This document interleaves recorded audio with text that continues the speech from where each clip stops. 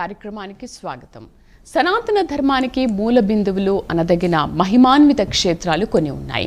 అలాంటి వాటిలో సోమనాథుని జ్యోతిర్లింగం అత్యంత ప్రముఖమైంది. 1000 ఏళ్ల క్రితం ఆ ఆలయం మీద గజనీ మొహమ్మద్ దాడి చేశారు. ఆ తర్వాత కూడా అనేక మంది ముష్కరుల చేతుల్లో ధ్వంసమైంది. స్వాతంత్రం వచ్చిన తర్వాతనైనా మన పాలకులు దాన్ని పునరుద్ధరించారా అంటే అది జరగలేదు.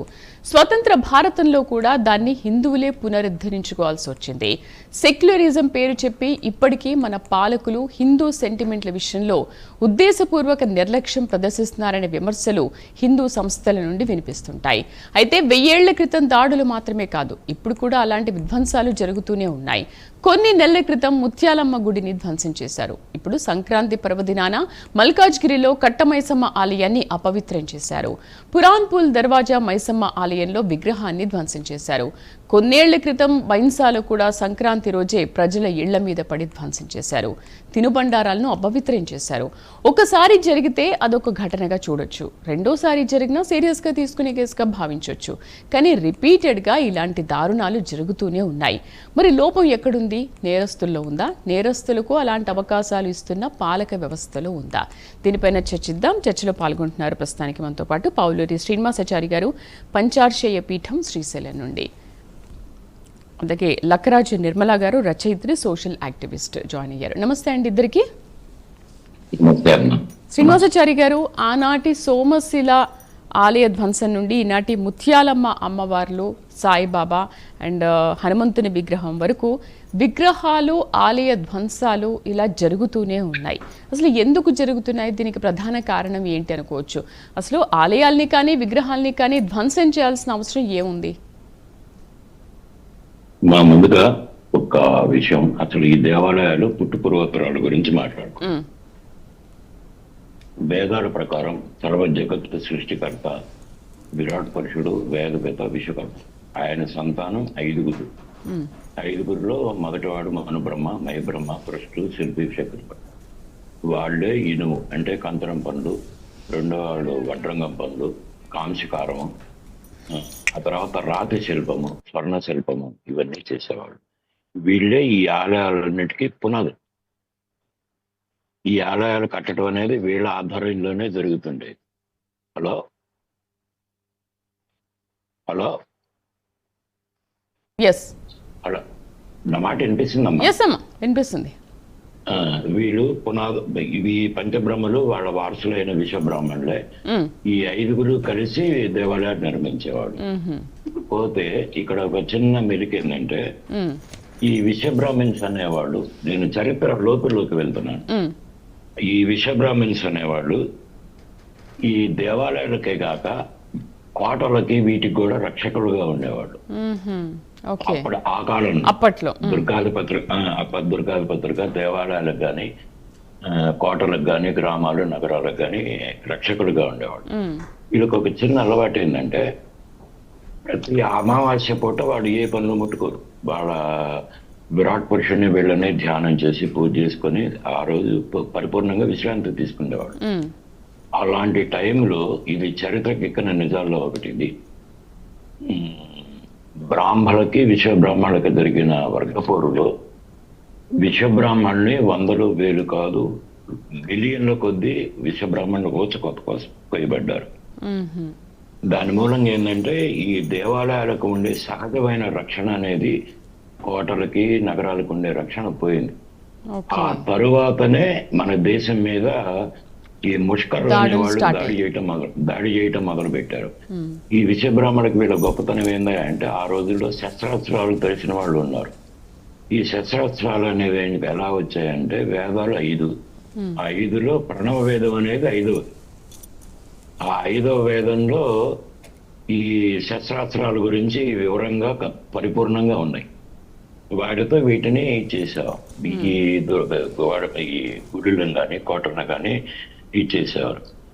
ఇప్పుడు ఈ వ్యాసుడనే ఆయన తన రాజుని చేసుకొని మిలియన్ల కొద్ది విశ్వబ్రాహ్మణులు చంపిన తర్వాత, ఈ దేవాలయాలకు రక్షణ పోయిన తర్వాతనే ఈ అన్య మతస్థులు అనేవాళ్ళు ఈ అఖండ భారతం వైపు కన్నెత్తి చూడటం మొదలెట్టారు. ఇది చరిత్రకి ఎక్కడి వాస్తవమైనా, ఎక్కిన వాస్తవమైనా అది తిరుగులేని సత్యం. అది ఓకే. ఇకపోతే మనం చెప్పుకోవాల్సింది ఏంటంటే ఈ దేవాలయాల ధ్వంసం అని చెప్పిన అనేది ఒకటి మన నిర్లక్ష్యం, హిందువుల నిర్లక్ష్యం మొదటిగానే చెప్పుకోవాలి. ఈ దేవాలయ వ్యవస్థల్లోనే ఈ 4 వర్ణాలు కానీ ఇంకెన్ని కులాలుగా విభజించబడ్డా కానీ ఎంత ఇది చేసినా కానీ వాళ్ళు జాగృతం చేసేవాడు. ఆ జాగృతం చేయటం అనేది ఈ ప్రజల్ని సమీకరించి దేవాలయాల మీద ఏదైనా దాడి చేసినా కానీ ఏకం చేసే పోరాడే శక్తి పోయింది. రెండవది ఈ శస్త్రాస్త్రాలు తెలిసిన ఈ శస్త్రాస్త్రాలు అంటే సహజంగా మా ప్రజలకి ఒక డౌట్ రావచ్చు, బ్రహ్మాస్త్రాలు, ఆగ్నేయాస్త్రాలు, నాగాస్త్రాలు ఉన్నాయంటే అవి ఉన్నమాట నిజమే. ఎప్పుడైతే ఈ విషబ్రాహ్మణులు తెలిసిన వాళ్ళు చంపబడ్డారో అతి కొద్దిగా మిగిలారు.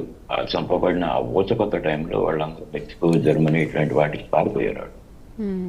ఆ టెక్నాలజీని ఇచ్చేసుకొని వాళ్ళు జర్మనీ వాళ్ళు కానీ వీళ్ళు కానీ ఇచ్చేస్తున్నారు. ఇకపోతే మనం మన దేవుని గురించి చేస్తే సోమనాథ్ దేవాలయం మీద 17 సార్లు ఎవడు గదినేను ఎవడో దండెత్తాడు, బాగానే ఉంది.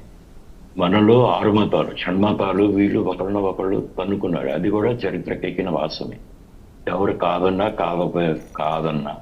కాదనకపోయినా అది కూడా సత్యమది. వీటికి ఒక ఇదేంటంటే అదే సోమనాథ్ దేవాలయం మీద వైష్ణవులు ఒకసారి దాడి చేశారని చరిత్రకెక్కింది. రెండోది అహోబిళంలో సర్వసాళ్వేశ్వర స్వామి వారి అపురూపమైన దేవాలయం, అది కూడా ఇదైంది. రెండోది ఇకపోతే మనకు వరంగల్ ఒకటి ఉంది, మీకు వరంగల్లో రామప్ప దేవాలయం. రామప్ప దేవాలయం చెరువు దగ్గర ఒకప్పుడు ఇప్పుడు కాదు, జడ రామలింగేశ్వర స్వామి వారి దేవాలయం అని, జడలింగేశ్వర స్వామి దేవాలయం, జడ రామలింగేశ్వర స్వామి దేవాలయం అని ఒకటి ఉండేది. చరిత్రకెక్కిన అతి భయంకరమైన ధ్వంసాల్లో అదొకటి.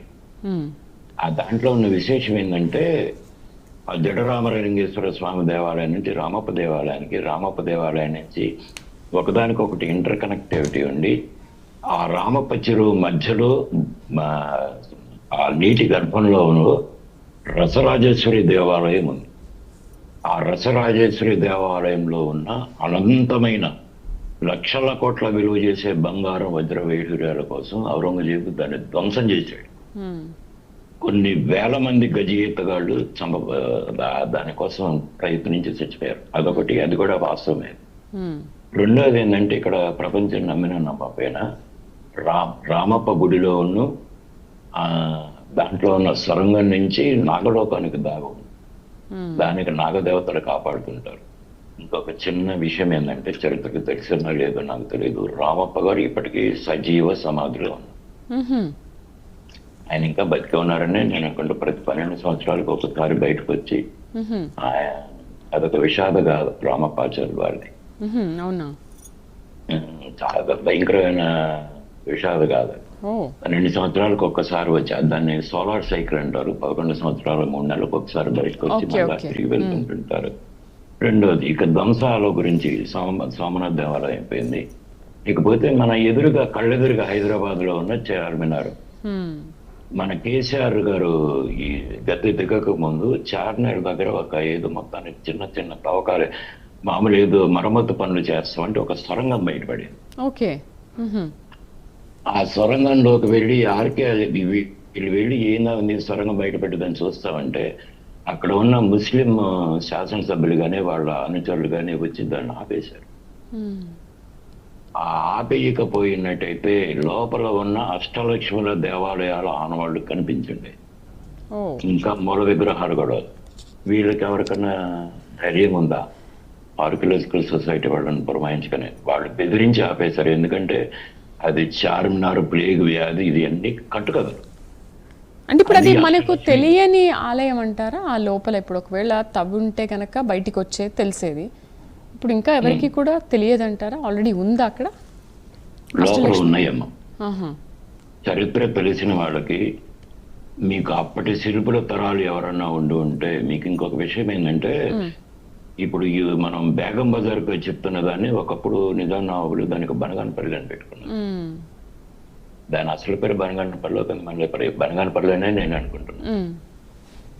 అక్కడి నుంచి దీనికి సొరంగం ఉంది, చార్మినార్కి. చార్మినార్ నుంచి గోల్కొండకి సొరంగాలు ఉన్నాయి.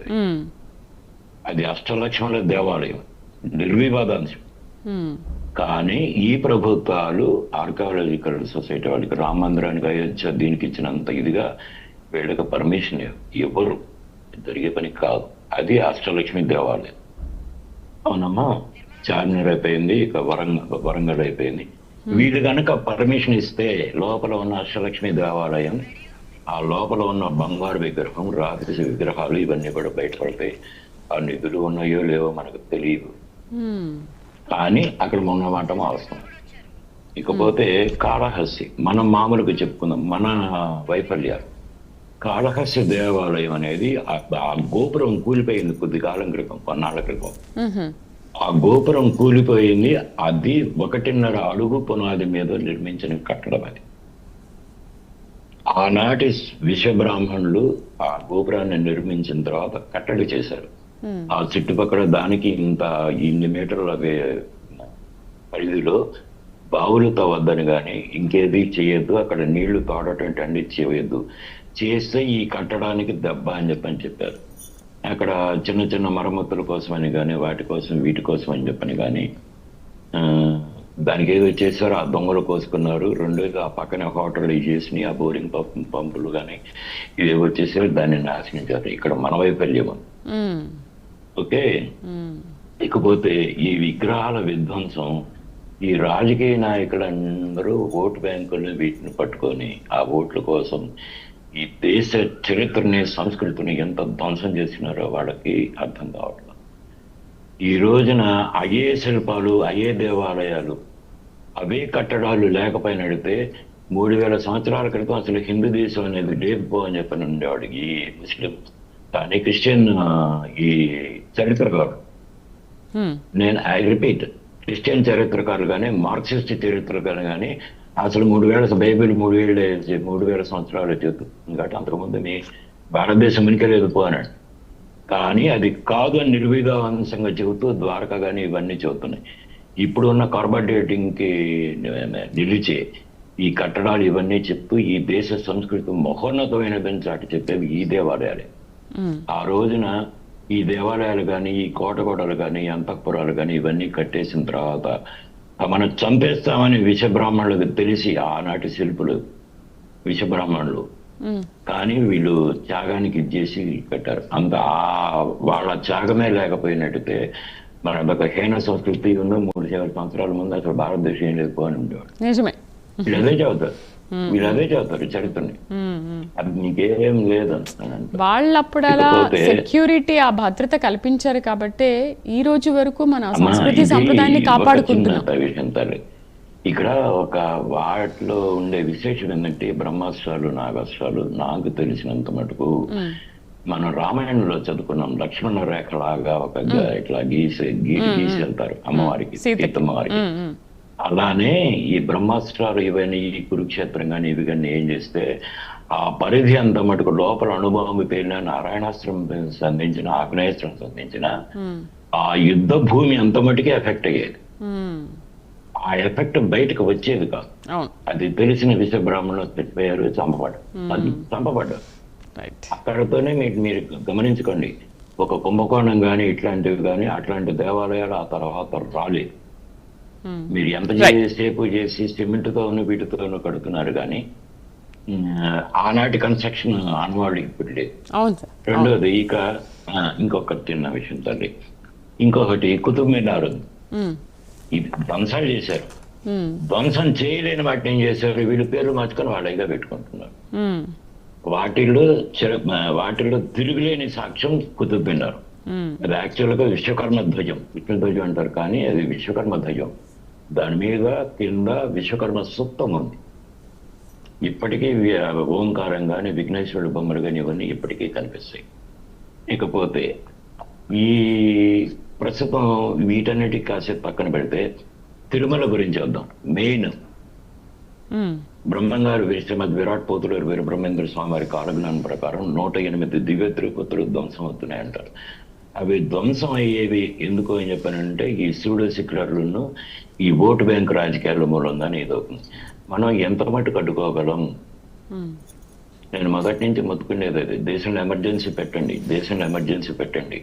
ఒక యూనిఫామ్ సివిల్ కోడ్ కానీ ఇవి కానీ తీసుకొచ్చి ఒకడు తాట తీయని మాట వినపతి కాజాపడి ఇటువంటి వాళ్ళు అవసరమా మనకి భూమి మీద, ఈ గడ్డ మీద అవసరమా? నేను ఇది రెండోది, దాంట్లో కాలజ్ఞానంలో 108 దివ్య వైష్ణవ క్షేత్రాలు ధ్వంసం అవుతుంటే ఈ గవర్నమెంట్ ఏం చేస్తుంది? గమని కూర్చుంటుంది. ధ్వంసం అవుతాయనే ఉంది. రెండోది, అవి ధ్వంసం అయిన తర్వాత ఒక కనకదుర్గమ్మ వారి విగ్రహం కానీ, తిరుమల వెంకటేశ్వర స్వామి విగ్రహం కానీ, కుమారస్వామి విగ్రహాలు కానీ, పళని ఇవన్నీ ఉన్నవన్నీ కూడా బ్రహ్మంగారు పట్టం చేరుతాయి. అంటే కందిమర్ల కాదు అది ఇతండి. ఇకపోతే ఇక మన దీనికి వస్తే ఇంకొక చిన్న విషయం అమ్మా, మనకి ఇవన్నీ కూడా ఎప్పుడో ఇంకా లక్షల సంవత్సరాలు ఉందనుకోవటం పిచ్చి భ్రమ. నా గణితం ప్రకారం 2035 లోపలే అంతర్యుద్ధం వస్తుంది. ఈ అంతర్యుద్ధంలో 108 దివ్య తిరుపతులు వైష్ణవ క్షేత్రాలు అన్ని ధ్వంసం అవుతాయి. కాస్త కోస్త మాత్రమే శైవ క్షేత్రాలు కాస్తంత దెబ్బతింటాయి. ఇంకొకటి, రాజకీయ నాయకులు ఈ సూడో సెక్యులర్లకి లేదంటే ఈ కమ్యూనిస్టు అంటే ఈ పక్షపాత ధోరణితో ఉండే సూడో సెక్యులర్లకి ఒక చిన్న మాట చెబుతుంది. మీరు చేసే ఓటు బ్యాంక్ రాజకీయాలను చూసి మీరు ఎంత సంపాదించి వేరే దేశాల్లో పెట్టినా రేపు కల్కి భగవానుడు వీరభద్రరాయుడుగా అవతరించాడు. ఆయన మిమ్మల్ని వదలడు. వీరభద్రరాయుడు దళపతి అసలు వదలడు. మీరు ఎక్కడున్నా ఏ మూలున్నా కానీ ఆయన మిమ్మల్ని వెంటపడతాడు. అది గమనించి ఈ దేవాలయాన్ని కాపాడితే మీరు మీ వంశాలు బాగుంటాయి. లేదంటే మీరు అనుకునే ఈ డబ్బు ఇవి ఏమీ మీకు రావు. ఆ గరుణ పురాణం లేదంటే ఆ కుంభి పాకాలు ఏవో ఉన్నాయి కదా, బాగా చెప్పారు. ఇది మనతో పాటు రావినతుల శశిధర్ గారు. ఒక్క నిమిషం తల్లి, ఇంకొకటి చెబుతున్నా. 2047కి ఈ దేశాన్ని గజ్వాయి హిందూ ఏదో అనుకుంటున్నారు. వాళ్ళకు ఒక చిన్న ఇది నేను చెప్తున్నాను. నేను కాలజ్ఞానం చూసి దాంట్లో 2047కి ఈ దేశం గజ్వాయి హిందూ కాదు. మీరు 34 ఇంక గట్టిగా చెప్పాలంటే ఈ రాబోయే స్టేట్ ఎలక్షన్స్, అసెంబ్లీ ఎలక్షన్సే లాస్ట్ ఎలక్షన్స్ నాకు తెలిసి. ఈ మతాంతర యుద్ధం పతాక స్థాయికి చేరుకున్న తర్వాత 2034 లోపలే ఈ దేశంలో మిలిటరీ పరిపాలన కానీ ప్రెసిడెన్షియల్ రూల్ కానీ వస్తుంది. ఆ తర్వాత ఈ ఎలక్షన్స్ స్టేట్ ఎలక్షన్స్ ఉండవు, సెంట్రల్లో ఉంటుంది. అమెరికాలో లాగా ప్రెసిడెన్షియల్ దీనిగా అవుతుందో ఏమంటే. ఇకపోతే ఇవే లాస్ట్ ఎలక్షన్స్ ఉంటున్నాయి. స్వామి వారు కలగ చేసుకొని చేసేటప్పటికి 2041 డేట్ కూడా చెప్తాను. 15 మిడ్ నైట్, 16 ఎర్లీ అవర్స్. 2041 ఒక్క దెబ్బకి 7 కోట్ల మంది చేస్తారు. అదే స్వామివారి దళపతి చేసే దాడేది. ఈ దేశాన్ని గజ్వాయి హిందూగా మార్చడం కాదు. మీరు నిత్యం పూజ చేసేది అది శివాలయాన్ని ప్రూవ్ చేస్తాడు ఆయన. నేను ఇందాక చెప్పాను కదా లక్షణం రేఖని, ఆ టెక్నాలజీ ఆయనకి తెలుసు. వీరభద్రరాయుడు వారికి ఎన్ని శస్త్రాస్త్రాలు తెలుసు, ఆయన దళపతుల్లో ఒకడికి అన్ని శస్త్రాస్త్రాలు తెలుసు, అన్ని వచ్చు ఆయనకి. ఇంకా గట్టిగా చెప్పాలంటే ఆయనకి రాని 1-2 కూడా ఈయనకొచ్చు. ఈయన దాడి చేసినప్పుడు ఒక్కసారిగా 7 కోట్ల మంది చచ్చిపోయి దాన్ని స్వాధీనం చేసుకొని అది మహేశ్వర ఆలయం అని చెప్పని పూజ చేస్తాడు. ఎక్కడ వస్తుంది గజ్వాయి? ట్రై చేసి చూడండి. బాగా చెప్పారు. నెక్స్ట్ రావినతుల శశిధర్ గారు జాయిన్ అయ్యారు, భాగ్యనగర్ గణేష్ ఉత్సవ సమితి. నమస్తే అండి శశిధర్ గారు. శశిధర్ గారు, 1000 ఏళ్ల క్రితం ఆలయం మీద గజనీ మొహమ్మద్ దాడి చేశారు. ఆ తర్వాత కూడా చాలామంది ముష్కరులు అనేక సార్లు దాడి చేశారు, వాళ్ళ చేతిలో కూడా ధ్వంసమైంది. అయినా కూడా ఆ ధ్వంసాన్ని ఎందుకు ఆపలేకపోతున్నారు? దీనికి ప్రధాన కారణం ఏంటంటారు? ముస్లింలు దాడులు చేశారు. ముష్కరులు అనేటువంటి పదంలో నేను ముస్లింలని జోడిస్తున్నాను. సుమారు 1000 సంవత్సరాలు ఈ దేశం మీద దాడులు జరిగింది. దేవాలయాల విధ్వంసం యథేచ్ఛగా కొనసాగింది. చారిత్రాత్మకమైనటువంటి 40,000 పైచిలుకు దేవాలయాలు ఈ రోజుకు ఆర్కియాలజీ సర్వే ఆఫ్ ఇండియా పర్యవేక్షణ లోపట శిథిలమై మన కళ్ళ ముందర స్వాతంత్ర భారతదేశంలో కూడా దర్శనం ఇస్తుంది. గ్రామ గ్రామాన కూల్చబడ్డటువంటి దేవాలయాలు ఈ రోజున అడుగడుగున కనబడుతున్నాయి. ఈ దేశంపైకి శకులు, పూనులు, కుషానులు దండయాత్ర చేసింది. గజనీలు, గోరీలు, తుగ్లక్లు, ఖిల్జీలు ఈ దేశం మీద దాడులు చేసింది. నేను వ్యక్తులు కాదు, వంశాలు చెప్తున్నా. తురుష్కులు, మొఘలులు, సుల్తానులు, పఠానులు, ఆదిల్ షాలు, నిజాములు వేల సంవత్సరాలుగా ఈ దేశం మీద దాడులు, మతోన్మాద దాడులు, ఇస్లామిక్ మతోన్మాదంతో దాడులు చేసింది. పొలిటికల్ ఇస్లాం మత రాజ్యాన్ని స్థాపించడానికి దాడులు జరిగినాయి. స్వాతంత్రం వచ్చిన తర్వాత బ్రిటిషోడు స్వాతంత్రం రాకముందు బ్రిటిషోడి పాలన లోపట చట్టాల రూపం లోపట దాడులు జరిగినాయి. స్వాతంత్ర భారతదేశం లోపట కుహానా సెక్యులరిజం ముసుగు లోపట ఈ దేశం ధర్మం దాడులను ఈ రోజు కూడా ఎదుర్కొంటుంది.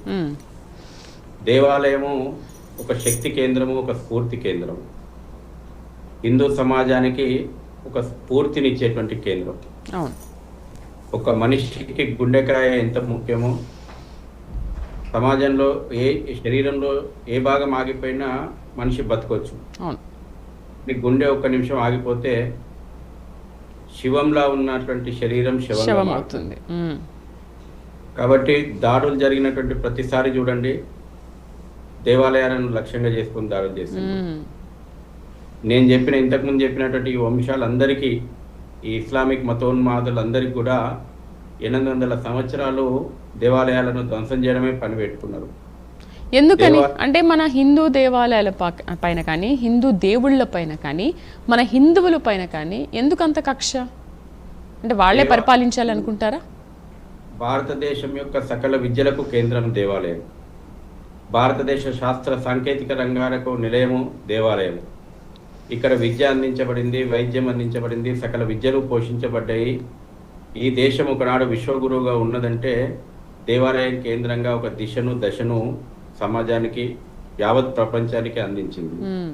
ఇంకా ఇక్కడ మనం చూస్తాం తక్షశిల, నలంద లాంటి విశ్వవిద్యాలయాలను ఈ ఇస్లామిక్ మతోన్మాదం ఏ విధంగా దగ్ధం చేసిందో. అయినప్పటికీ ఒకటి మాత్రం నిజం, వీరోచితమైనటువంటి పోరాటాలు చేసినటువంటి ఈ జాతి, త్యాగము, బలిదానము, సమర్పణ చూపెట్టినటువంటి ఈ జాతి యావత్ ప్రపంచంలో ఎవరైతే ఇక్కడ మతరాజ్యాలు స్థాపిస్తా అన్నాడో అందరినీ తరిమిన చరిత్ర భారతీయునికే ఉంది. ప్రపంచం లోపల అనేక నాగరికతలు వచ్చినాయి, కాలగర్భంలో కలిసిపోయినాయి. ఈ రోజున విశ్వవిజేత అనుకున్నటువంటి అలెగ్జాండరు, రోము, మెసపడోనియా, ఈజిప్టు లేదు, సంస్కృతులు లేవు. కానీ సనాతన ధర్మం నిలబడగలిగిందంటే మన యొక్క పోరాటాలు సుదీర్ఘంగా జరిగినాయి. స్వాతంత్రోద్యమం ఒక కుటుంబం జరిపిన పోరాటం కాదమ్మా. తెల్లోడు పోయి మన పాలన కోసం స్వాతంత్రోద్యమం జరగలేదు. ఛత్రపతి శివాజీ, రాణా ప్రతాప్ లాంటి మహనీయుల యొక్క పోరాటం ఈ దేశాన్ని, ధర్మాన్ని, సంస్కృతిని రక్షించుకోవడానికి సాగింది. స్వాతంత్రోద్యమం లోపల మన చరిత్ర పుస్తకాల్లో లేదు, కానీ బ్రిటిష్ లైబ్రరీ లోపల స్పష్టంగా రాసి పెట్టబడింది. ఉరికంబం ఎక్కినటువంటి ప్రతి స్వాతంత్ర వీరుడు భగవద్గీతను చేతిలో పట్టుకొని వందే మాతరం అన్నాడు. భగవద్గీత నమస్కరించి ఉరికంబం ఎక్కిండు. కేవలం అధికార మార్పిడి కోసం స్వాతంత్ర పోరాటం జరగలేదు. ఈ దేశాన్ని, ధర్మాన్ని, సంస్కృతిని రక్షించుకునేటువంటి మహా పోరాటాలు ఈ చరిత్ర లోపల హిందూ జాతి నిర్వహించింది. దురదృష్టం, స్వాతంత్రం వచ్చిన తర్వాత సెక్యులరిజం మత్తుమందు మనకు ఎక్కించింది. సెక్యులరిజం అంటే ఈ రోజున హిందుత్వాన్ని వ్యతిరేకించడము, భారతీయత గొప్పతనాన్ని విమర్శించడము. ఈ రోజున ఈ రాజకీయాలకు సెక్యులరిజం అంటే అదార్థమైంది. మరొక మతోన్మాదాన్ని పెంచి పోషించడం ఈ రోజున సెక్యులరిజం అయింది. ఈ రోజుకు కూడా దేవాలయాలను ధ్వంసం చేసేటువంటి పని ఇస్లామిక్ మతోన్మాదం చేస్తుంది. దాంట్లో జరిగినటువంటి ప్రతిసారి పిచ్చోళ్ళ పని అంటారు. నేను అడుగుతున్న మీ ఛానల్ ద్వారా, మరి ఈ పిచ్చోళ్ళు ఎక్కడ తయారయ్యారు? ఆకతాయిలు అంటారు. ఈ మతోన్మాద పిచ్చిని నూరిపోస్తుంది ఎవరు? ప్రపంచ చరిత్ర లోపట అందరి క్షేమాన్ని కోరుకునేటువంటి వాడు హిందువు. కాఫీలను అంతం చేస్తాము, కాఫీల రక్తం ఏరులై పారిస్తామంటున్నటువంటి మతోన్మాదం, రైట్, ఆ మతోన్మాద పిచ్చే ఈ రోజున దేవాలయాల మీద దాడులకు ఉసిగొల్పుతుంది. రైట్. శశిధర్ గారు మళ్ళీ మాట్లాడదాం, ఒక బ్రేక్ తీసుకొని వస్తాను. మళ్ళీ మనతో పాటు నిర్మలా గారు కూడా జాయిన్ అయ్యారు, సోషల్ యాక్టివిస్ట్, రచయిత్రి. ఆమెతో కూడా మాట్లాడదాము. అసలు ఎందుకు పదే పదే ఇలా రిపీట్ అవుతున్నప్పటికీ కూడా ఎందుకు చర్యలు తీసుకోవట్లేదు, దానిపైన చర్చిద్దాం ఒక చిన్న బ్రేక్ తర్వాత. Stay with us.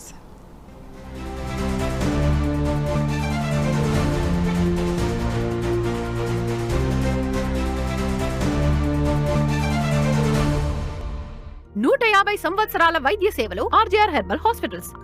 Asthma, sinusitis, psoriasis, కీళ్లవాతం, కీళ్ల నొప్పి మరియు నడుము నొప్పి లాంటి సమస్యలకు మూలికా చికిత్స కోసం RGR herbal hospitals.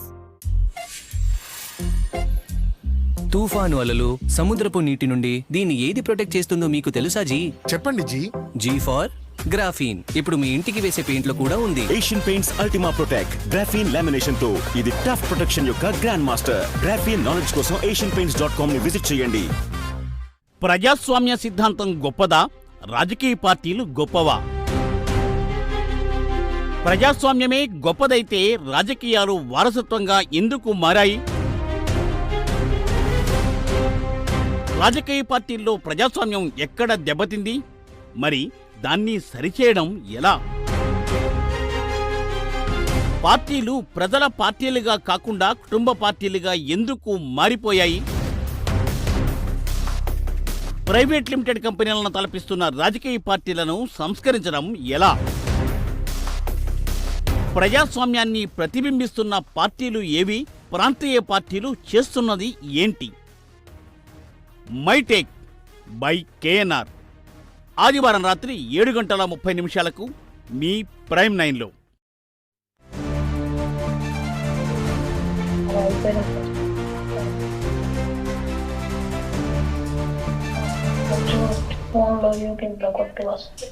Welcome back. Nirmala గారితో మాట్లాడదాం. నమస్తే అండి నిర్మలా గారు. మ్యూట్లో ఉన్నారు, ఒకసారి చూడండి. మ్యూట్లో ఉన్నారు నిర్మలా గారు, మ్యూట్లో ఉన్నారు ఒకసారి చూడండి. మ్యూట్లో ఉన్నారండి, మ్యూట్ తీసేయండి ఒక్కసారి.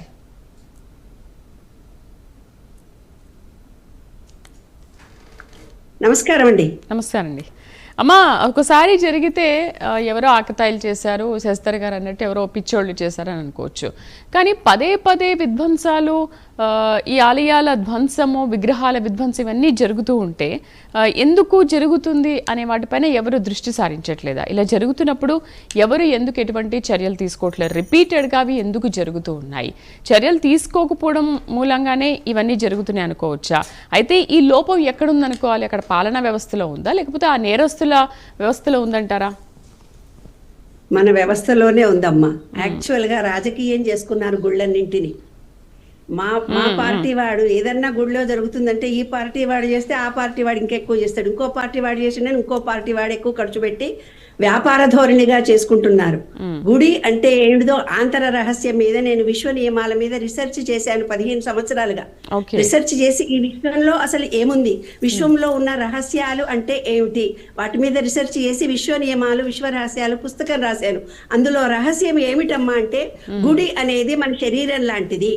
గుడి ఎలాగుంటుంది? చీకటిగా ఉంటుంది. అందులో ఒక్క దీపం పెట్టి మనకు దేవుణ్ణి చూపిస్తారు. అలాగే మనలో ఉండే ఆత్మకు ఇంటర్నల్ గా మనం ధ్యాసను లోపలికి బోనిచ్చినప్పుడు మన వెలుగును మనం చూస్తాము. ఇంకొకటి, గుడిలోకి వెళ్ళిన తర్వాత ఎన్నో కష్టాలు ఉండే వాళ్ళందరూ గుడిలోకి వెళ్ళిపోతారు. వెళ్ళిపోయి అక్కడ కూర్చోగానే ఎంతో మనశ్శాంతి కలిగింది మాకు అంటారు. మనశ్శాంతి ఎక్కడుంది? అక్కడ ఎనర్జీ లెవెల్స్ పెట్టారు మన పూర్వీకులు. శాస్త్రీయ పరంగా, సైన్స్ పరంగా, మ్యాథ్స్ పరంగా ఎలక్ట్రానిక్ వేవ్స్ డైరెక్ట్ గా మన సబ్ కాన్షియస్ మైండ్ కు రీచ్ అయ్యేటట్టుగా ఎలక్ట్రానిక్ వేవ్స్ పెట్టారు అక్కడ. వాటర్, నీరు అనేది ఏమంటే నీటికి ఎనర్జీ లెవెల్స్ ఉంటాయి. అంటే మనం ఏమనుకుంటే అది మెమరీ ఉంది నీటికి, అందుకనే నీరు ఉన్న చోటనే గుళ్ళను కట్టడం జరిగింది. ఆ కాలమూర్తి సప్తమూర్తి శ్రీ విష్ణు పాదోదకం అని ఒక చుక్క నీళ్ళు ఇస్తేనే మనకు మంచి కాలేదమ్మా. ఆ నీళ్లకు మెమరీ ఉండి పొద్దున్న నుంచి పూజలు మంత్రాలు జపాలు చేసిన వల్ల ఆ మంత్రాల వల్ల దానికి ఒక ఎనర్జీ వచ్చి మనం ఆ తీర్థం తీసుకున్నప్పుడు అద్భుతమైన ఎనర్జీ లెవెల్స్ మనలో పెరిగాయి. మన శరీరంలో కూడా నీరుంది, విశ్వంలో కూడా నీరుంది. నీరు అనేది మెమరీ కలిగి ఉన్నది. గుడి అనే దాంట్లో ఏంటంటే పార్టీలుగా చేసుకొని టికెట్లు పెట్టి తర్వాత ఏదో మొన్న ఇంకో ద్వారం నుంచి నారాయణుని చూడాలంటే యాక్చువల్గా గుడి అంటే బ్రహ్మ అంటే మన బొడ్డు కింద ఉండే భాగము, బ్రహ్మ నుంచి ఇక్కడ దాకా ఉండేదంతా లక్ష్మీనారాయణుడు, ఇక్కడ ఉండేదంతా ఏంటిదంటే శివుడు. ఇప్పుడు చిన్నజీయర్ స్వామిలాలు పొడువుగా నామం పెడతారు. దాని అర్థం ఏమంటే మన ఇలా నాడి నుంచి బ్రీతింగ్ కిందికి పోయి క్రింది నుంచి పైకి పోతుంది. అంటే మనం సుషుప్తి నాడిలో ప్రజెంట్ గా ఉండాలి. ఆ ప్రజెంట్ గా ఉండే లెవెల్నే మన గుళ్ళల్లో ఏర్పాటు చేయడం జరిగింది. మన పూజా విధానంలో వెళ్ళగానే పూజారి చెప్తాడు అనులోమ విలోమం కుడి ముక్కు చొట్టం, ఆయనగా ముక్కు ఆయన పట్టుకోమన్నాడు, మనం ముక్కు పట్టుకున్నాం. ముక్కు పట్టుకోవడంలో ఆంతర రహస్యాలను మనం తెలుసుకోలేకపోయాము. పసుపు అంటే ఏంది, పురుషుడు, కుంకుమ అంటే ఏంది, స్త్రీ. పసుపు కుంకుమ రెండూ కలిపి ఉన్నప్పుడు మనలో 12 లాస్ ఉన్నాయి విశ్వంలో. ఆ 12 లాసులో 12వది స్త్రీ పురుష శక్తి, అది అర్ధనారీశ్వరుడుగా చూపించారు. అదే కుడివైపు పురుషుడు, ఎడమవైపు స్త్రీ. ఇక్కడ శివుడు, ఇక్కడేమో పార్వతి ఉంటుంది. అందుకే ఎడమవైపే స్త్రీ కూర్చోవాలి అని అంటారు. అలా వినాయకుడు అంటే మనం విశ్వంలో పంచభూతాలు ఉన్నాయి, మనలో పంచభూతాలు ఉన్నాయి. ఆ పంచభూతాల్లో భూమి ఉంది, మనలో కూడా మూలాధార చక్రం ఉంది అని మూలాధార చక్రం వినాయకుడికి పూజ చేయండి రా బాబు అంటే మట్టిలో కాళ్ళు పెట్టము, మట్టిని తగలము. అయ్యో మట్టిలో పెట్టుకున్నావే అంటున్నాం. అందరు బొక్కలు అరిగిపోయినాయి, అందరి ఇళ్లలో బండలు వేసేసుకున్నారు. ఆ వినాయక చవితి ఎందుకు చేయమన్నారు? అందులో అర్థవంతమైనటువంటి శక్తి ఏంటిది అంటే మట్టిలో మనం కాళ్ళు పెడితే గానీ మనలో స్థిరత్వం రాదు, స్థిర నిర్ణయ శక్తి మనలో ఉండదు.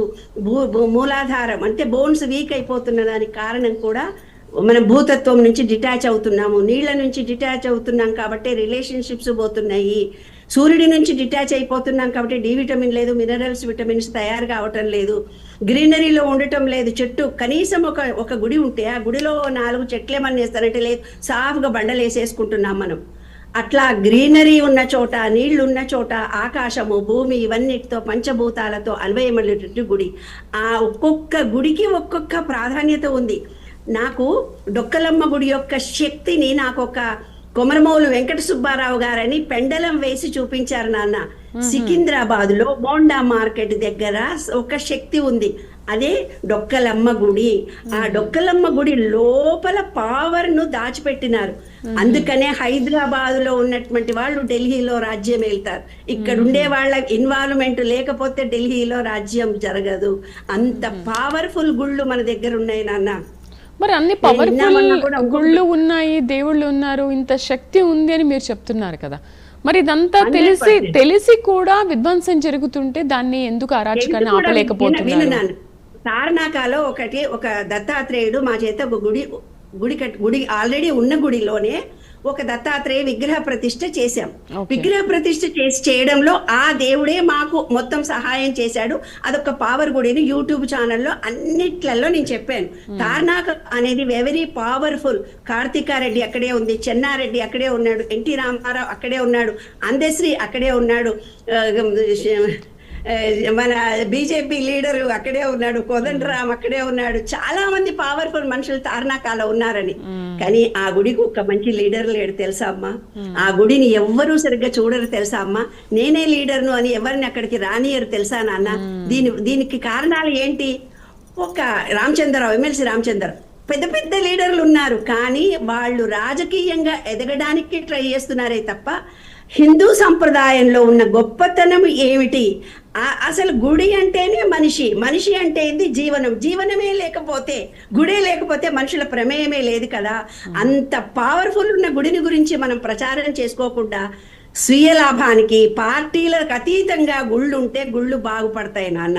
పార్టీలు అన్నన్ని రోజులు ఈ పార్టీ వాళ్ళు ఏదన్నా అన్నారనుకో నాన్న, రాజకీయంగా అది వద్దు కాదు అని వాదించాలి వాళ్ళు.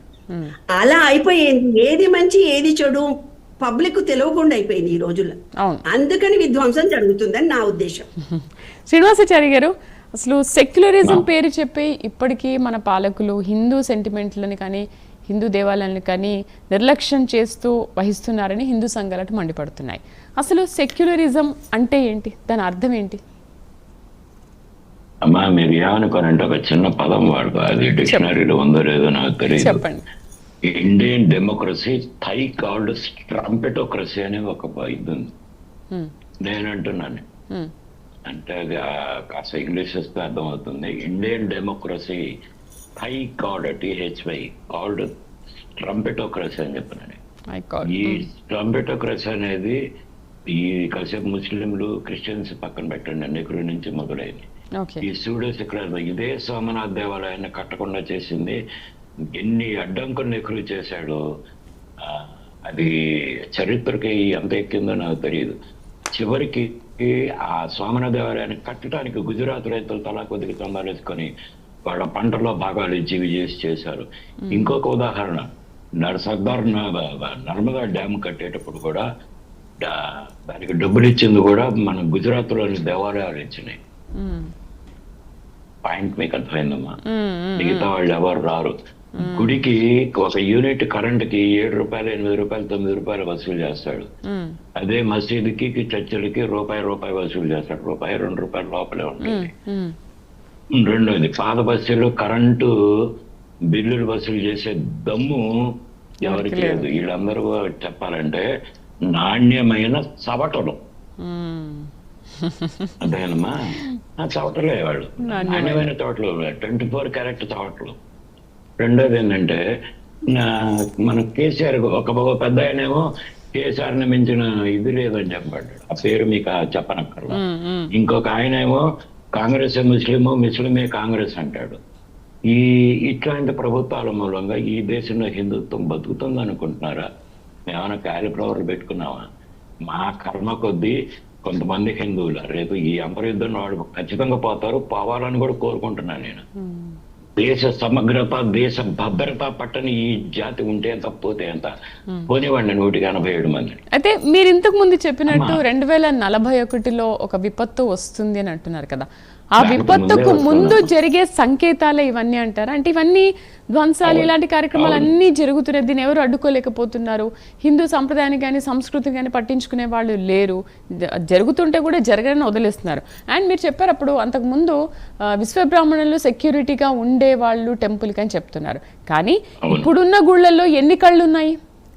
ఒక 100 కళ్ళు పెట్టుకుంటున్నారా కెమెరా రూపంలో? మరి ఇన్ని కళ్ళు ఉన్నప్పటికీ కూడా విధ్వంసం జరుగుతూనే ఉంది.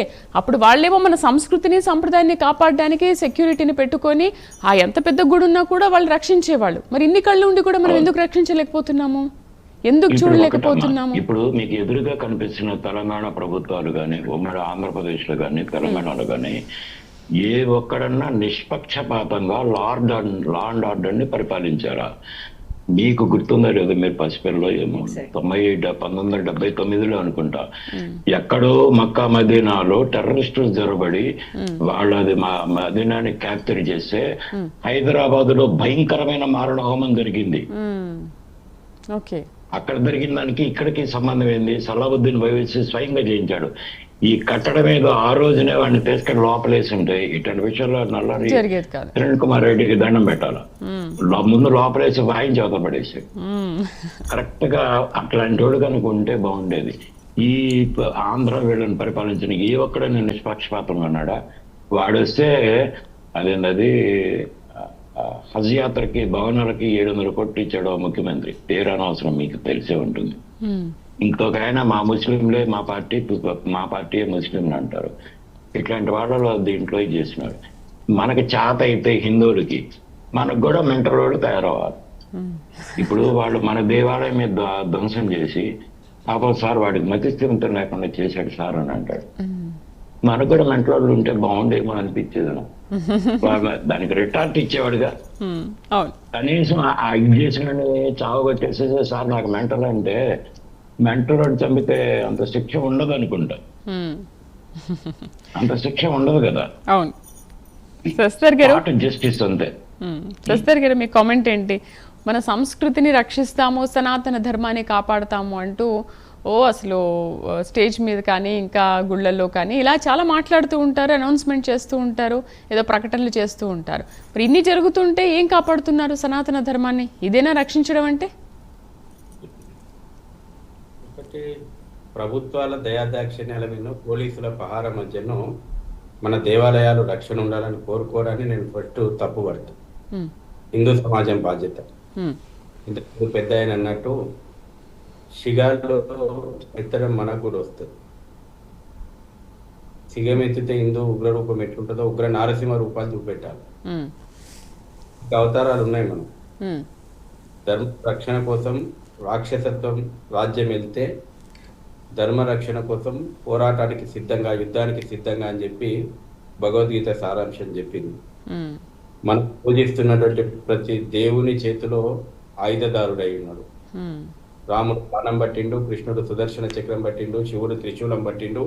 అమ్మవారి చేతుల్లో ఒక్కొక్క చేతిలో ఒక్కొక్క ఆయుధం ఉంది. మనం చెప్పుకుంటున్నటువంటి ప్రతి పండుగకు అర్థము పరమార్థము రాక్షస సంహారమే. కాబట్టి చెడు పైన మంచి గెలిచిన దానికి గుర్తుగానే మనం దసరా చేసుకుంటున్నాం, దీపావళి చేసుకుంటున్నాం. ఈ విషయాలను హిందూ సమాజం మర్చిపోయి సెక్యులరిజం అనేటువంటి ఒక మత్తు మందు లోపట ఉన్నది.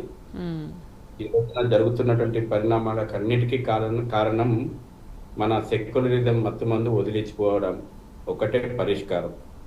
గోకులము గురుకులము మర్చిపోయి కులాల కుంపటి లోపట హిందూ సమాజం విడిపోయి ఉన్నది. ఇది రాజకీయాలకు హిందువుల యొక్క విశ్వాసం అంటే చులకనైపోయింది. మనం చూస్తున్నాం, మన యొక్క ధర్మాన్ని కించపరిస్తే చీము నెత్తులు ఉరకట్లేదు మనకు. కులాల కుంపటి లోపట మనము పడిపోయినాం. కాబట్టి ఈ రోజున హిందూ సమాజం ఒక్కటి కావాలా. హిందూ సమాజం ఒక్కటై నిజమైనటువంటి మన యొక్క పూర్వీకుల స్ఫూర్తిని తీసుకొని ధర్మాన్ని రక్షించుకోవడానికి ముందుకు రావాలి. ఆ రోజున రాజకీయ పార్టీలు వాళ్ళు చూడండి, మిగతా నిన్ననే జరిగింది, నిన్న జరిగినటువంటి మహారాష్ట్ర ఎన్నికల ఫలితం రాజకీయ పార్టీలకు ఒక గుణపాఠం కావాలి. మాలేగావ్ లో ఫలితాలు చూస్తే ఇస్లాం పార్టీ పెరిగి గెలిచింది. అంటే ఓటు జిహాద్, మతోన్మాద రాజకీయాలు వాళ్ళు మెజార్టీకి వచ్చినప్పుడు సెక్యులరిజం అనేటువంటి రాజకీయాల ఉనికి కూడా వాషౌట్ అవుతుంది. ఇవాళ అక్కడ కాంగ్రెస్ ఉనికి లేదు, మరే సెక్యులర్ పాఠాలు చెప్తున్నటువంటి రాజకీయ పార్టీలకు అక్కడ ఉనికి లేదు. కాబట్టి సెక్యులరిజం రాజకీయాలు కూడా ఆలోచన చేయాలి. దేశంలో హిందువులు మెజార్టీగా ఉన్నప్పుడు మాత్రమే ఈ దేశంలో సెక్యులరిజం బతకగలుగుతుంది. హిందువులు ఇవాళ మెజార్టీగా ఉన్నంత వరకు మాత్రమే ఇక్కడ అన్ని మతాలు స్వేచ్ఛగా సమానత్వంగా జీవనం సాగించగలుగుతాయి. కానీ ఈరోజు ఇక్కడ ఈ దేశాన్ని భారత్ తేరే తుక్రే ఉంగే ఇన్షా అల్లా అనేటువంటి పదాలు మన దేశం నడిబొడ్డున వినబడతా ఉన్నాయి. నిత్యం దేవాలయం జరుగుతూ ఉంది, కల్చరల్ జిహాద్ నడుస్తూ ఉంది. ఈ కల్చరల్ జిహాద్ మన కళ్ళ ముందర మన ఇంటి తలుపు తడుతూ ఉంది. దీనికి పరిష్కారం మనమే చూపెట్టాలి. హిందూ సమాజమే ముందడుగు వేయాలి. హిందువు ఎవరంటారు ముందడుగు వేయాలి అంటే ఇందులో ఎవరెవరు రావాలి? యావత్ సమాజం ఒక్కటిగా కావాలి. ఒక్కసారి నేను గుర్తు చేస్తున్నా హిందువులకు, నీవు నేను ఈ చర్చలో ఉన్నటువంటి వాళ్ళం హిందువులం ఎట్లా ఉండగలిగినామంటే మన తాత ముత్తాతలు మన పూర్వీకులు మన ఇంట్లోనే ఉన్నారు. వీరోచితమైనటువంటి పోరాటాల చరిత్ర హిందువులకు ఉన్నది. ప్రపంచంలో ధైర్యవంతమైనటువంటి డిఎన్ఏకి ఒకవేళ నిజంగా ఈ రోజునటువంటి ఆధునిక టెక్నాలజీ పరీక్ష నిర్వహించి ఎవరి డిఎన్ఏ ఈ భూమి మీద ధైర్యవంతమైనటువంటి డిఎన్ఏ అంటే హిందువు డిఎన్ఏనే ధైర్యవంతమైనటువంటి డిఎన్ఏ. రాముని వెనకాల ధర్మ రక్షణ కోసం యుద్ధానికి నడిచినటువంటి వాళ్ళలో నా పూర్వీకుడు ఉన్నాడు, నా ఇంట్లో ఉన్నాడు అనేటువంటి స్పృహ ఇందుకు రావాలా. మహాభారత యుద్ధం లోపల ధర్మం గురించి యుద్ధం చేసినటువంటి వాళ్ళలో, శ్రీకృష్ణుని వెనకాల అడుగులు వేసినటువంటి వాళ్ళలో నా పూర్వీకులు ఉన్నారు, ఆ రక్తం పంచుకొని పుట్టిన అనేటువంటి స్పృహ హిందువుకు రావాలా. ఛత్రపతి శివాజీ ఎంబడి, రాణా ప్రతాప్ ఎంబడి, ఝాన్సీ లక్ష్మి ఎంబడి, రుద్రమదేవి ఎంబడి పోరాటం చేసినటువంటి దేశాన్ని, ధర్మాన్ని, సంస్కృతిని కాపాడుకోవడం కోసం పోరాటాలు చేసినటువంటి వాళ్ళలో నా పూర్వీకులు ఉన్నారు, ఆ రక్తం పంచుకొని పుట్టిన అనేటువంటి స్పృహ హిందూ సమాజానికి రావాలా. సింహాలం హిందువులము, కాకపోతే నిద్రపోతున్నాయి సింహాలు. ఈ సింహాలను Right. ఒకసారి నిద్ర లేచి జూలు దుల్పమని చెప్తా ఉన్నా నేను. ఆ రోజున సమస్యలన్నిటికీ ఈ దేశం ఎదుర్కొంటున్నటువంటి అన్ని సమస్యలకు పరిష్కారం లభిస్తుంది. రైట్. ఈ రాజకీయ పరిష్కారాలు చూపెట్టవు, ఈ ప్రభుత్వాలు పరిష్కారాలు చూపెట్టవు. ఇవాళ చట్టాలు ఒకరికి చుట్టాలుగా పనిచేస్తా ఉన్నాయి. మొన్న చూసిన మనం పురాణాపూల్ లోపట గురి ధ్వంసం చేసినట్టు ఇప్పటివరకు లేదు. అవును. కానీ దానికి వ్యతిరేకంగా నిరసన చెప్పినటువంటి వాళ్ళని వాళ్ళ జైల్లో పాలు చేస్తా ఉన్నారు. కాబట్టి చూస్తున్నాం ప్రభుత్వాలు ఎవరికి కొమ్మలు కాస్తున్నాయి. ముస్లింలు అంటే కాంగ్రెస్, కాంగ్రెస్ అంటే ముస్లింలని ఒక ముఖ్యమంత్రి మాట్లాడేటువంటి పరిస్థితులు చూస్తూ ఉన్నాం. 15 నిమిషాలు టైం ఇస్తే హిందువులను ఊచకొత్తగా వస్తా అన్నటువంటి రజాకార్ పార్టీ ఎంఐఎం భావజాలం ఇదే తెలంగాణ లోపల, ఇదే హైదరాబాద్ లో చూస్తున్నాం. మొన్న ఒకడు ఎంఐఎం నేత మేము బయటికి వెళ్తే మీరు పరిగెత్తడానికి గల్లీలు సరిపో అన్నాడు. ఇవన్నీ రాజకీయాలు మన చుట్టే నడుస్తున్నాయి. సెక్యులరిజం ముసిగేసుకొని నడుస్తున్నాయి. నీ అస్తిత్వాన్ని, నీ భవిష్యత్తు తరాలను ప్రమాదంలో పడేసేటువంటి రాజకీయాలు నడుస్తా ఉన్నాయి. నీ భవిష్యత్తు తరాల గురించి పోరాటానికి సిద్ధంగా పోరాటం చేయాల్సిందే. ఆ చరిత్ర హిందువులది. పోరాటం చేసినాం కాబట్టి నిలబడ్డము. పోరాటం చేసినాం కాబట్టి ఇవాళ నువ్వు నేను మనం హిందువులుగా ఉన్నాము. నిర్మలా గారు రైట్ మాట్లాడదాం. నిర్మలా గారు, శశిధర్ గారు కూడా చాలా మంచి విషయం చెప్పారు. మనందరం, మీరు నేను ప్యానెల్లో ఉన్న వాళ్ళందరం, మనం హిందువులందరం ఒకటే పోరాడితే దీన్ని ఖచ్చితంగా తరిమి వచ్చని అనుకుంటున్నారు. కానీ ఇది జరిగే పని అంటారా? ఎంతమంది మనతో కలిసి వస్తారు ఈ విషయంలో? ఎంతమంది వస్తారు పోనీ చెప్పండి. ఇప్పుడు మఠాధిపతులు, పీఠాధిపతులే చేయలేని పని మనం మాత్రం ఏం చేసి చూపిస్తాము? అందరిలో ఏకత్వం ఎందుకు రావటం లేదు? పంచభూతాలు మనలో ఉన్నాయి, ఈ విశ్వంలో కూడా ఒక పంచభూతాలు ఉన్నాయి. దానికి వాటికి దూరంగా మనము ఎంత పొల్యూటెంట్ చేస్తున్నామంటే అంత పొల్యూషన్ చేస్తున్నాము. దాని వల్లనే ఎప్పుడైతే పంచభూతాలను టచ్ కాకుండా మనం దూరంగా ఉంటున్నామో మనము కులాలని, మతాలని, ప్రాంతీయతలని, భోజనాలు వేరని, అందాల్లో ఒక తీరున్నామని, ప్రతి కట్టుబట్టులో తేరుగా ఉన్నామని, మనమే మనం దూరం. ఒక రాజకీయ నాయకుడు ఏం చేశాడు తెలుసా నాన్న? కులాల్లో చిన్న కులాలను వేరు చేశాడు, ఇంకా కులాలను వేరు చేశాడు. ఇప్పుడు ఆయన కుటుంబమే వేరైపోయింది. కుటుంబం అన్నకు లేకుండా, అత్తకు లేకుండా, భార్యకు లేకుండా, భర్యకి. ఎప్పుడైతే ఈ కులాలని చిన్న భిన్నం చేసిండ్రో ఇవాళ వాళ్ళ కుటుంబ వ్యవస్థలో కూడా చిన్న భిన్నం జరిగిపోయింది. ఈ విశ్వంలో ఒక బస్సు పడిపోయింది అనుకో నాన్న నీళ్లలో, రెండో రోజు అవే వేవ్స్ ఈ విషయం మొత్తం ఉంటాయి. అవే అతని సబ్ కాన్షియస్ మైండ్ లో నేను పడతానేమో, నేను కూడా తాగైపోతా, అదే రోడ్లో పోతాను, డైరెక్ట్ గా చెరువులోకి తీసుకెళ్తాది. అట్లాగా మనం అందరం తలుచుకుంటే విశ్వం అనేది ఒక ఎనర్జీ, థాట్, ఫీలింగ్, ఒక వేవ్ లెంత్. ఆ వేవ్ లెంత్ మనం అందరం పైకి తీసుకొచ్చి అందరం ఒకే త్రాటి మీద ఉండి ఒకే మాట మాట్లాడి, సంప్రదాయము, హిందూ దేవాలయాలు అనేది ఒక సైన్స్. ఇది మన ఆలోచనలను ప్రతిబింబము, మన ఆలోచనలకు ప్రతిరూపము. దేవాలయము అంటే వేరేది కాదు. దేవుడు ఎక్కడో లేడు, మనలో కూడా ఉన్నాడు. మనం అందరము గుడులకు వెళ్ళడానికి కమర్షియల్ గా చేసుకోవద్దు, పార్టీలకు అతీతంగా. గవర్నర్, మాది ఇండియన్ రెడ్ క్రాస్ సొసైటీ అంటే ఏం చేస్తామంటే గవర్నరు ఎవరో ప్రెసిడెంట్ ఉంటాడు. ఇట్లా మన గుడులు, మన సాంప్రదాయాలు, మన సనాతన సాంప్రదాయాలన్నింటినీ ముందుకు రావాలని ప్రతి ఒక్కరు అవేర్నెస్ తీసుకురావాలి. ఎప్పుడైతే అందరం అనుకుంటామో తప్పకుండా సాధిస్తాం. బాగా చెప్పారు శశి గారు. మీరు ఇందాక ఏదో మాట్లాడుతున్నారు. శశిధర్ గారు, ఆలోచనను మార్చుకుందాము, మనం అభివృద్ధి చెందుతాం. శశిధర్ గారు 1 minute, మీరు ఇంతకు ముందు ఏదో మాట్లాడుతున్నారు. హిందూ సమాజంలో ఆలోచన వచ్చింది, కానీ శివాజీ పుట్టాలి, మళ్ళీ పోరాటం చేయాలి. ఎక్కడ పుట్టాలనుకుంటున్నారంటే పక్కింట్లో పుట్టాలి. మళ్ళీ భగత్ సింగ్ పుట్టాలి, పోరాటం చేయాలి, పక్కింట్లో పుట్టాలి. నేతాజీ సుభాష్ చంద్రబోస్ రావాలి, మళ్ళీ పోరాటం చేయాలి.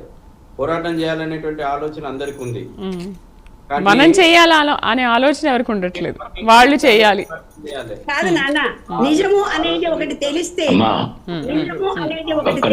వస్తాను శ్రీనివాస్ గారు మీ దగ్గరికి వస్తాను. నిజము మరుగున పడిపోయింది కాబట్టి అందరూ దూరంగా ఉంటున్నారని నాకు అనిపిస్తుంది. ప్రతిజ్ఞ ప్రతి హిందువు తీసుకోవాలి.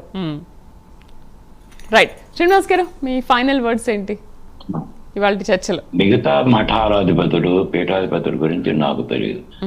మా పీఠం ఎప్పటికీ ఈ హైందవ సామ్రాజ్యాన్ని, అఖండ సామ్రాజ్యాన్ని కాపాడటానికి మా వంతు మాకుంటుంది. ఒకవేళ ఈ దేశానికి యుద్ధమై వస్తే మా పీఠంకున్న సంపదను మొత్తం భారతదేశ ఖజానాకి సరెండర్ చేస్తాం.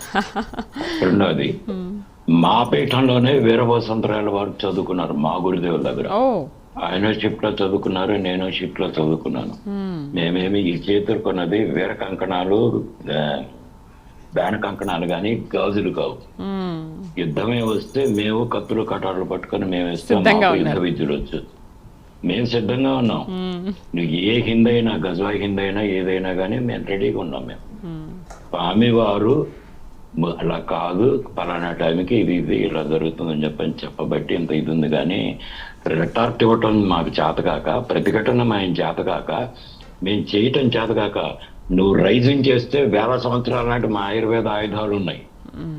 ఈ కెమికల్ వెపన్స్ నువ్వు ఈ రోజు చేసావేమో, అమెరికా వాడు, జర్మనీ, రష్యా బిల్డ్ చేశారేమో, ఆ రోజుల్లో ఉన్నాయి. రాణా ప్రతాప్ మీద నువ్వు ఎలాంటి విషయాలు ప్రయోగించావో అంతకంటే భయంకరమైన విషయాలు మా దగ్గర ఉన్నాయి. నువ్వు ఒక రైజిన్ తయారు చేసి ఢిల్లీలో వాళ్ళని చంపుదాం అనుకుని, ఇదంటే మా జాత కదా, మా జాత కదా. మేమైనా గాజు దొరికి కూర్చున్నావా? మాకు ఉన్నాయి, మాకు ఆయుధాలు ఉన్నాయి, మీకు తెలియని ఆయుధాలు ఉన్నాయి, మీకు తెలియని శస్త్రాస్త్రాలు ఉన్నాయి. ఏ బ్రహ్మాస్త్రం, నాగాస్త్రం, స్వామివారు ఒక్క మాట, నారాయణాశ్రమ నారి ఎక్కించేని, నలువంక గుణధ్వని చేయడం, క్రూరులైన వారి కులమని చేయని, గోబ్రాహ్మణులు కరుణించేని వాడిని. నారాయణాశ్రమ స్వామివారు నారి ఎక్కిస్తే ఆ తర్వాత ఉంటుంది ఒక్కొక్కటి సంగతి. ఈ సూడో సెక్యులర్స్ వీళ్ళు ఆహా దోచుకున్నాం మనం, జర్మనీలో, సింగపూర్ ఎక్కడికో పారిపోదాం అనుకుంటున్నాడు. ప్రతికొక పండగ చీల్చి వాడ డబ్బులన్నీ మళ్ళీ భారత ఖజానాకి రిజర్వ్ బ్యాంక్ సరెండర్ చేస్తాడు, వాళ్ళ చేతనే చేయిస్తాడు. మా పీట చేస్తాం తల్లి. ఇప్పుడు అన్ని 70 సంవత్సరాల పీడ, ఆ కాంగ్రెస్ పీడ వదలాలి కదా. 70 సంవత్సరాల నుంచి హిందూ ముసుగులో ఉన్న నెహ్రూ, హిందూ ముసుగులో ఉన్న గాంధీ ముసుగులో, గాంధీ బ్రాహ్మణ, గాంధీ వైశ్యుడా కాదు. ఆయన ఒరిజినల్ హిస్టరీ చేయండి, నెహ్రూ ఒరిజినల్ హిస్టరీ చేయండి. ఎంతకాలం ఇది చేస్తారు, ఎంతకాలం మాయపుచ్చుతారు, మీరు ముసుగులన్నీ తెలుస్తాయి. ఈ మఠాధిపతులు మిగతా వాడి సంగతి నాకు తెలియదు. దళపతులు ఉన్నారు మా దగ్గర, స్వామివారి దళపతులు వాడు చేసుకుంటారు. ఒక్కొక్కడి చెమడాలు వలదీసి మరిచి మళ్ళీ భారత రిజర్వ్ బ్యాంక్ కి సరెండర్ చేస్తారు వాళ్ళ డబ్బులన్నీ. వీళ్ళు ఎక్కడ ఏందో అక్కడికి పోదాం ఇక్కడికి పోదాము, అంతర్యుద్ధం మొదలు కాగానే చార్టర్డ్ ఫ్లైట్లు చేసినారు. ఇంకొకటి గుర్తుపెట్టుకోండి, స్వామివారు తలుచుకుంటే ఈ ఎగిరే ఫ్లైట్ కూడా మళ్ళీ తిరిగి రిటర్న్ వస్తుంది. లేదా అక్కడ ఇప్పుడు డ్రోన్ జామర్ టెక్నాలజీ మీకు ఈరోజు తెలిసేమో, మాకు వందలు వేల సంవత్సరాల క్రితమే మా విశ్వబ్రాహ్మణ్స్ కి తెలుసు బెర్ముడా ఐలాండ్ టెక్నాలజీ ఎలా ఉంటుందో. ఒక పైకి మిసైల్ ని కూడా కూల్చే అది దాన్ని నిర్వీర్యం చేసే శక్తి ఉంది. అవన్నీ ఆ టెక్నాలజీ అంతా స్వామివారి దగ్గర ఉంది, స్వామివారి దళపతుల దగ్గర ఉంది. ఇది ఏదైనా చేస్తానంటే రెడీ చేసే ఒక్క మొక్క చేసేదేదో ప్రాక్సీ వారు కాకుండా ఓపెన్ గా చెయ్యి. నీ దమ్మేంటో తెలుస్తుంది, నీ మతం దమ్మేంటో తెలుస్తుంది. ప్రాక్సీ వారు కాదు, అక్కడ పార్కులో బాంబులు పెట్టి ఇక్కడ పార్కులో పెట్టి కాదు, రా ఓపెన్ గా రా. ధైర్యంగా రావాలి, మనం ముందుకు వచ్చి పోరాడాలి. ఓపెన్ గా రా, అటు తేల్చుకుంటాం. ఆపరేషన్ సింధూర్ 2 కాకపోతే 10 అవుతుంది. ఇంకొకటి కాలజ్ఞానంలో ఒక ఇది చేస్తే ఈ 7 కోట్ల మందే కాక పాకిస్తాన్ మీద దాడి చేస్తే, స్వామివారి దళపతి దాడి చేస్తే పాకిస్తాన్ మొత్తంలో 5గురే మిగిలేది. ప్రెసిడెంట్, ప్రైమ్ మినిస్టర్, త్రివిధ దళపతులు 3, మిగతా వాళ్ళందరూ దుర్మరణం పాలైపోతారు. అక్కడ దాకా తెచ్చుకోనివ్వండి. చెప్పలేము అంటే మీరు ఫ్యూచర్ గురించి ఇంతకు ముందు చెప్పినట్టు జరగొచ్చేమో, చెప్పలేము. రైట్, ఇవాళ కార్యక్రమంలో చాలా చక్కని విషయాలు ముగ్గురు కూడా చాలా చక్కగా షేర్ చేశారు. అందరికీ అవగాహన కల్పించే విధంగా చాలా మంచి విషయాలు చెప్పారండి. మీకు అందరికీ కూడా ధన్యవాదాలు. శశిధర్ గారికి, శ్రీనివాసాచారి గారికి, అలాగే నిర్మలా గారికి ధన్యవాదాలండి. ఇది వాళ్ళ సనాతనంలో హైందవం కార్యక్రమం.